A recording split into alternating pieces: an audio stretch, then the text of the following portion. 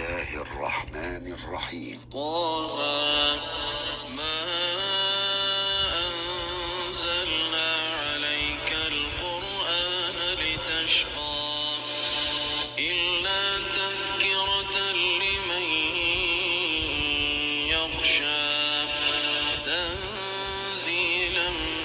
ممن خلق الأرض والسماوات العلى الرحمن على العرش استوى له ما في السماوات وما في الأرض وما بينهما وما تحت الثرى وإن تجهر بالقول فإنه يعلم السر وأخفى الله لا إله إلا هو له الأسماء الحسنى وهل أتاك حديث موسى إذ رأى نارا فقال لأهلهم كثوا إني آنست نارا لعلي آتيكم منها بقبس أو أجد على النار هدى فلما أتاها نودي يا موسى إني أنا ربك فاخلع نعليك إنك بالواد المقدس طوى وأنا اخترتك فاستمع لما يوحى إنني أنا الله لا إله إلا أنا فاعبدني وأقم الصلاة لذكري إن الساعة آتية أكاد أخفيها لتجزى كل نفس بما تسعى فلا يصدنك عنها من لا يؤمن بها واتبع هواه فتردى وما تلك بيمينك يا موسى قال هي عصاي أتوكأ عليها وأهش بها على غنمي ولي فيها مآرب أخرى قال ألقها يا موسى فألقاها فإذا هي حية تسعى قال خذها ولا تخف سنعيدها سيرتها الأولى واضمم يدك إلى جناحك تخرج بيضاء من غير سوء آية أخرى لنريك من آياتنا الكبرى اذهب إلى فرعون إنه طغى قال رب اشرح لي صدري ويسر لي أمري واحلل عقدة من لساني يفقه قولي واجعل لي وزيرا من أهلي هارون أخي اشدد به أزري وأشركه في أمري كي نسبحك كثيرا ونذكرك كثيرا إنك كنت بنا بصيرا قال قد أوتيت سؤلك يا موسى ولقد مننا عليك مرة أخرى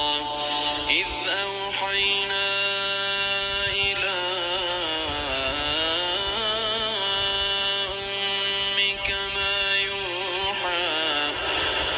اقذفيه في التابوت فاقذفيه في اليم فليلقه اليم بالساحل يأخذه عدو لي وعدو له وألقيت عليك محبة مني ولتصنع على عيني إذ تمشي أختك فتقول هل أدلكم على من يكفله فرجعناك إلى أمك كي تقر عينها ولا تحزن وقتلت نفسا فنجيناك من الغم وفتناك فتونا فلبثت سنين في أهل مدين ثم جئت على قدري يا موسى واصطنعتك لنفسي اذهب أنت وأخوك بآياتي ولا تنيا في ذكري اذهبا إلى فرعون إنه طغى فقولا له قولا لينا لعله يتذكر أو يخشى قالا ربنا إننا نخاف أن يفرط علينا أو أن يطغى قال لا تخافا إنني معكما أسمع وأرى فأتياه فقولا إنا رسولا ربك فأرسل معنا بني إسرائيل ولا تعذبهم قد جئناك بآية من ربك والسلام على من اتبع الهدى إنا قد أوحي إلينا أن العذاب على من كذب وتولى قال فمن ربكما يا موسى قال ربنا الذي أعطى كل شيء خلقه ثم هدى قال فما بال القرون الأولى قال علمها عند ربي في كتاب لا يضل ربي ولا ينسى الذي جعل لكم الأرض مهدا وسلك لكم فيها سبلا وأنزل من السماء ماء فأخرجنا به أزواجا من نبات شتى كلوا وارعوا أنعامكم إن في ذلك لآيات لأولي النهى منها خلقناكم وفيها نعيدكم ومنها نخرجكم تارة أخرى ولقد أريناه آياتنا كلها فكذب وأبى قال أجئتنا لتخرجنا من أرضك قال أجئتنا لتخرجنا من أرضنا بسحرك يا موسى فلنأتينك بسحر مثله فاجعل بيننا وبينك موعدا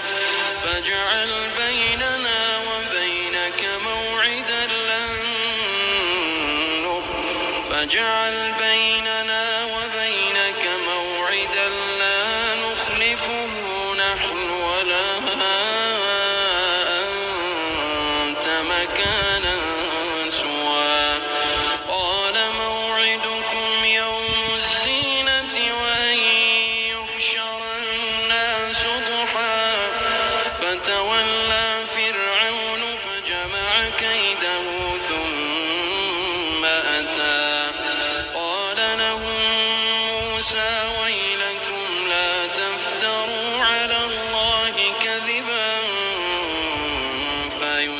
يأتكم بعذاب وقد خاب من افترى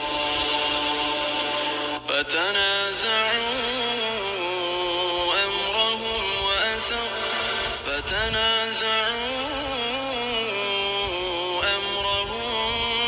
بينهم وأسروا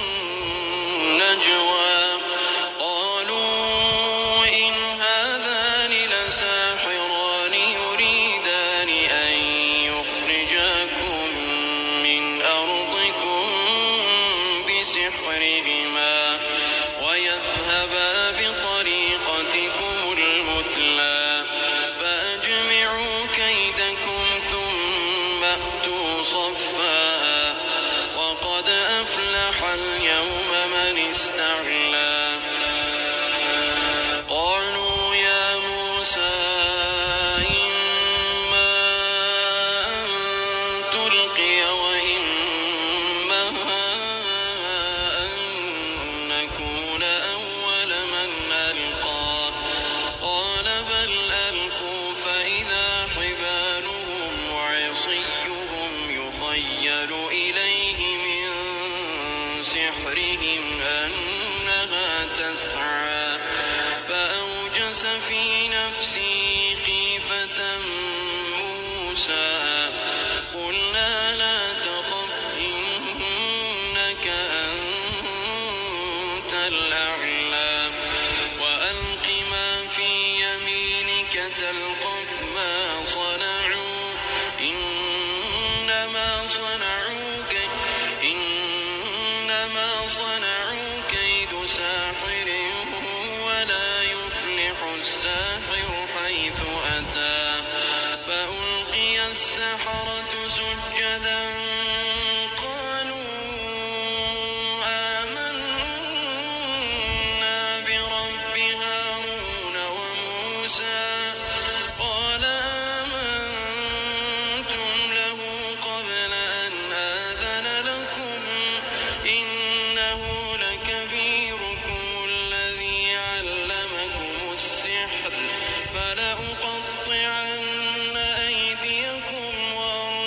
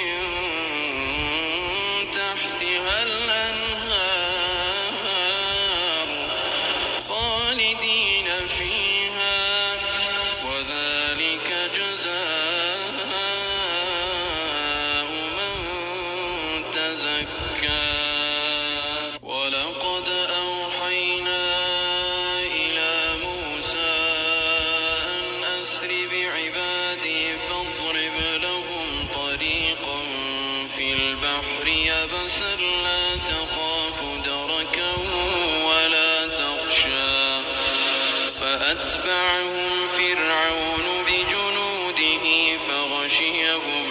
من اليم ما غشيهم وأضل فرعون قومه وما هدى يا بني إسرائيل قد أنجيناكم من عدوكم وواعدناكم جانب الطور الأيمن ونزلنا عليكم المن والسلوى كلوا من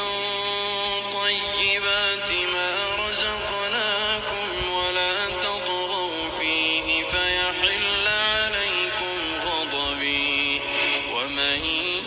يحلل عليه غضبي فقد هوى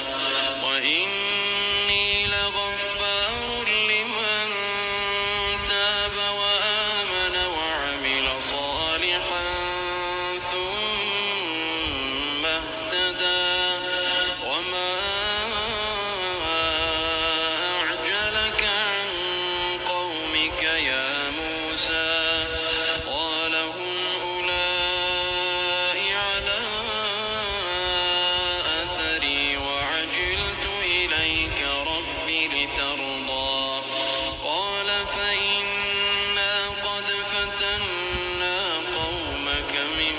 بعدك وأضلهم السامري فرجع موسى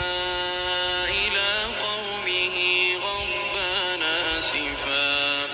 قال يا قوم ألم يعدكم ربكم وعدا حسنا أفطال عليكم العهد أم أردتم أن يحل عليكم غضب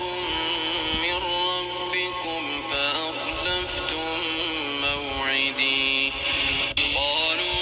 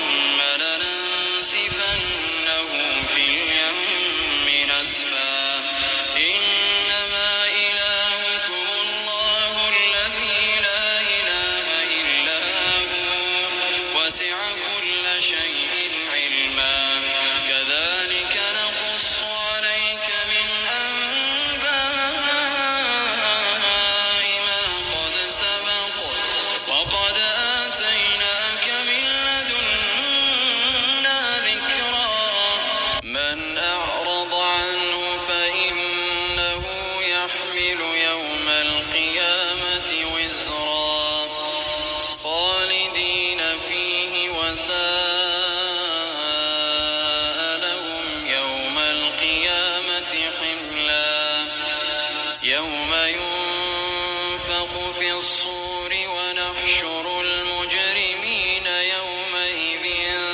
زرقا يتخافتون بينهم إن لبثتم إلا عشرا نحن أعلم بما يقولون إذ يقول أمثلهم طريقة إن لبثتم إلا يوما ويسألونك عن الجبال فقل ينسفها ربي نسفا فيذرها قاعا صفصفا لا ترى فيها عوجا ولا أمتا يومئذ يتبعون الداعي لا عوج له وخشعت الأصوات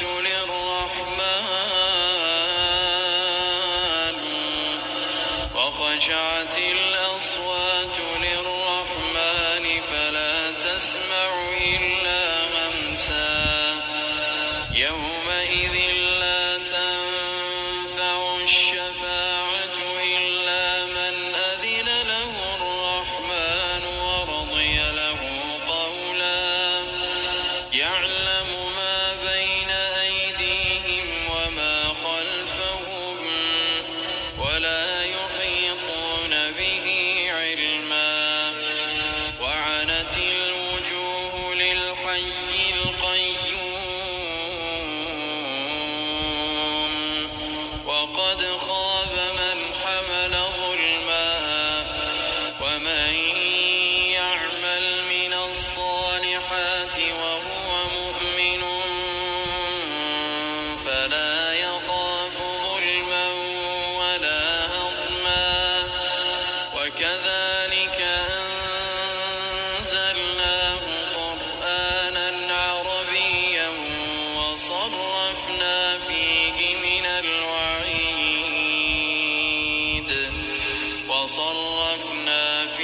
من الوعيد لعلهم يتقون أو يحدث لهم ذكرا فتعالى الله الملك الحق ولا تعجل بالقرآن من قبل أن يقضى إليك وحيه وقل رب زدني علما ولقد عهدنا إلى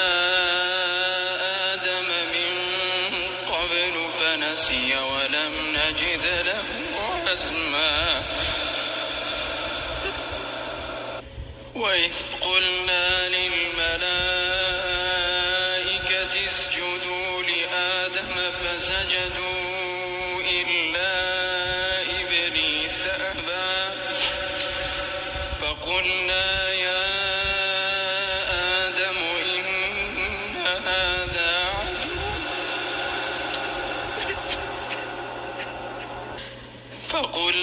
يا آدم إن هذا عدو لك ولزوجك فلا يخرجنكما من الجنة فتشقى إن لك ألا تجوع فيها ولا تعرى وأنك لا تظمأ فيها ولا تضحى فوسوس إليه الشيطان قال يا آدم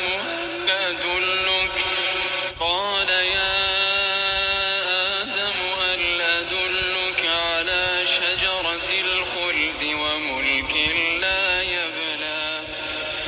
فأكلا منها فبدت لهما سوآتهما وطفقا يخصفان عليهما من ورق الجنة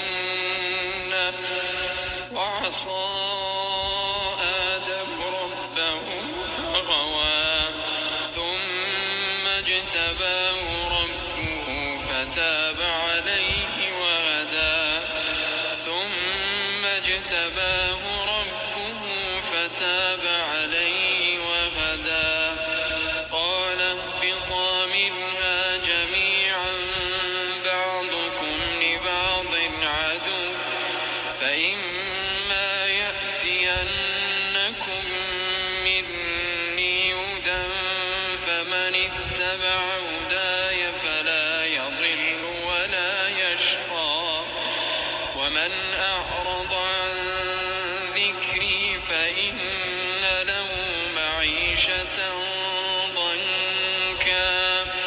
ونحشره يوم القيامة أعمى قال رب لم حشرتني أعمى وقد كنت بصيرا قال كذلك أتتك آياتنا فنسيتها وكذلك اليوم تنسى وكذلك نجزي من أسرف ولم يؤمن بآيات ربه ولعذاب الآخرة أشد وأبقى أفلم يهد لهم كم أهلكنا قبلهم من القرون يمشون في مساكنهم إن في ذلك لآيات لأولي النهى ولولا كلمة سبقت من ربك لكان لزاما وأجل مسمى فاصبر على ما يقولون وسبح بحمد ربك قبل طلوع الشمس وقبل غروبها ومن آناء الليل فسبح وأطراف النهار لعلك ترضى ولا تمدن عينيك إلى ما متعنا به أزواجا منهم زهرة الحياة الدنيا لنفتنهم فيه ورزق ربك خير وأبقى وأمر أهلك بالصلاة واصطبر عليها لا نسألك رزقا نحن نرزقك والعاقبة للتقوى وقالوا لولا يأتينا بآية من ربه أولم تأتهم بينة ما في الصحف